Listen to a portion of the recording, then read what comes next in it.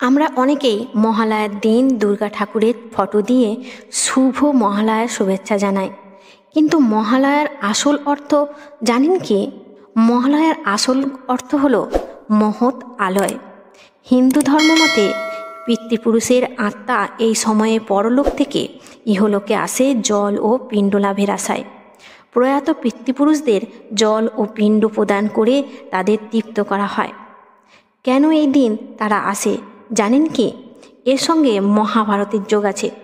মহাভারতে বলা হয়েছে যে মহাবীর কর্ণের আত্মা স্বর্গে গেলে সেখানে তাকে খেতে দেয়া হয় শুধু সোনা আর মণিমাত্র। কর্ণ বুঝতে পারেন না কেন তার সঙ্গে এমন হচ্ছে। কর্ণ জিজ্ঞাসা করলেন ইন্দ্রকে। তখন ইন্দ্রদেব বললেন, তুমি সারা জীবন সোনাদানাই দান করেছ, পিতৃপুরুষদের জল দাওনি। কর্ণ বললেন, এতে আমার কি দোষ? আমার পিতৃপুরুষের কথা তো আমি জানতেও পারলাম যুদ্ধ শুরু হওয়ার আগের রাতে। মাতা কুন্তী আমাকে এসে বললেন আমি তার পুত্র। তারপর যুদ্ধে ভাইদের হাতে মৃত্যু হলো। পিতৃতর্পণের সময় তো পেলাম না।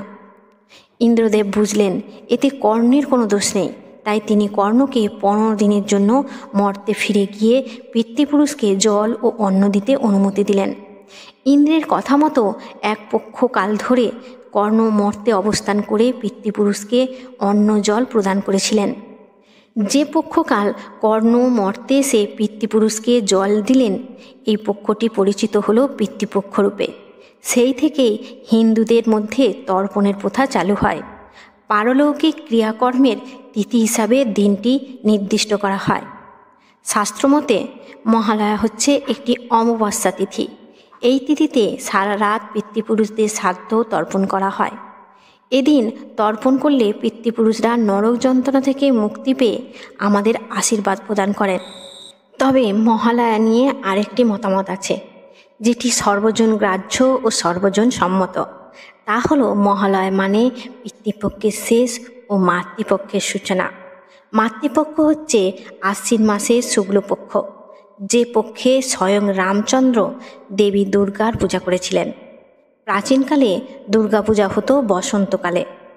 পুরাণে উল্লেখ আছে সুরত নামে এক রাজা ছিলেন, যিনি দুর্গাপূজা প্রচলন করেছিলেন বসন্তকালে। সেই জন্যই দেবী দুর্গার আরেক নাম বাসন্তী দেবী।